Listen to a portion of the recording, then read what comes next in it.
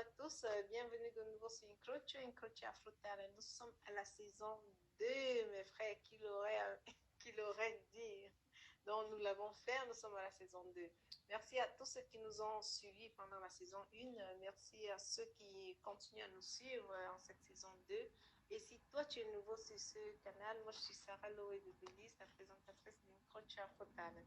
Nous essayons de pousser, de mettre en exergue, de mettre la lumière sur les talents africains, en particulier en Italie, mais aussi en Europe, aux États-Unis, mais aussi sur les talents, sur ces Africains qui, après avoir fait leurs études en Europe, aux États-Unis, retournent sur le continent pour apporter leur bagage intellectuel au développement de l'Afrique.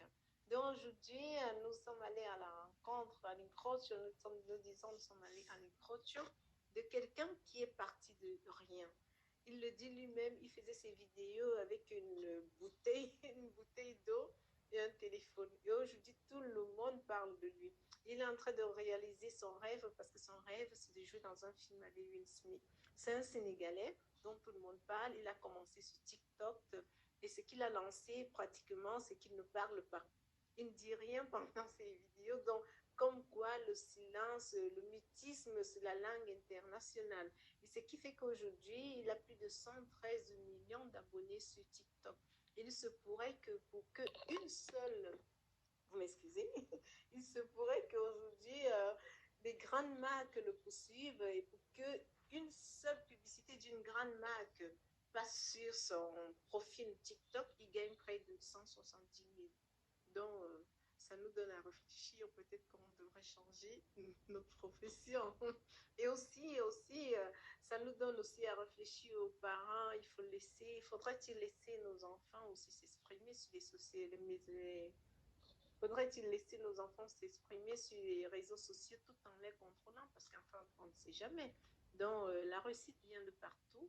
Il y a 20 ans, la réussite venait par le sport. Aujourd'hui, les enfants aussi, tout le monde peut réussir au travers des réseaux sociaux.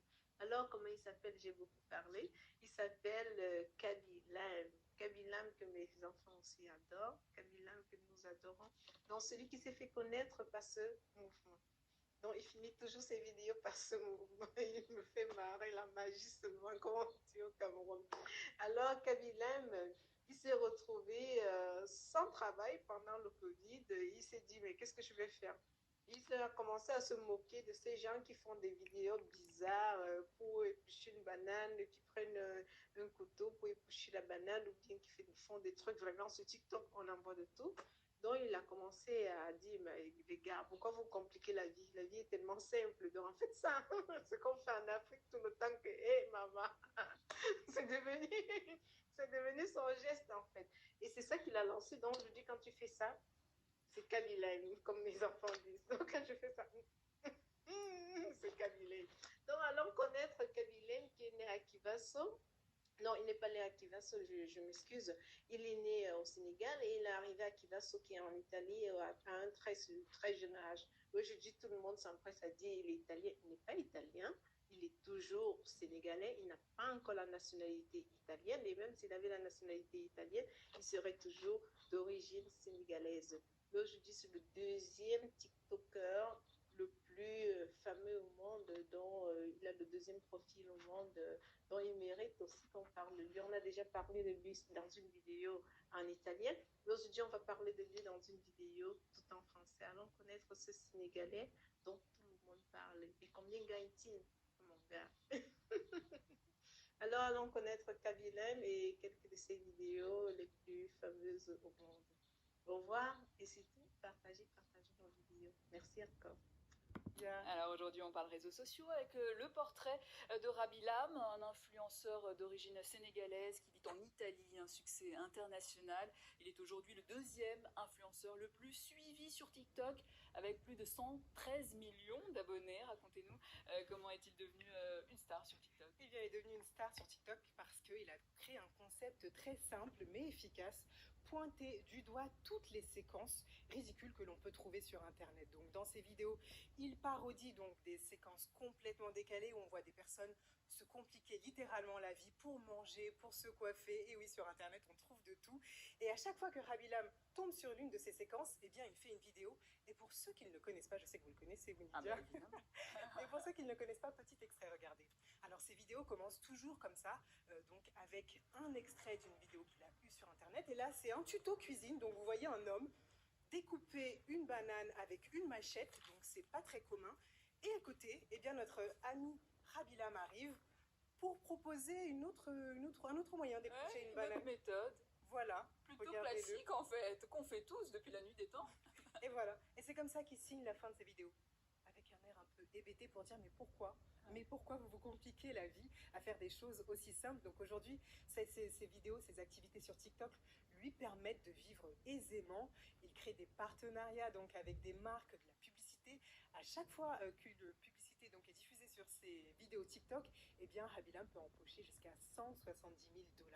Quand même assez ça donne envie. Ça donne Alors, que faisait donc Kaby avant d'être le plus fameux TikToker au monde? On dit bien qu'il est le plus fameux parce qu'il est le deuxième.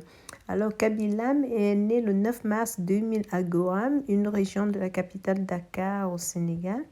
Il est arrivé en Italie à l'âge d'1 an après que ses parents aient émigré à Turin, qui est une ville de l'Italie.